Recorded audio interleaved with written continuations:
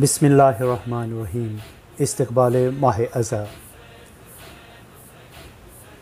پیغام رہبر معظم آیت اللہ سید علی خامنئی۔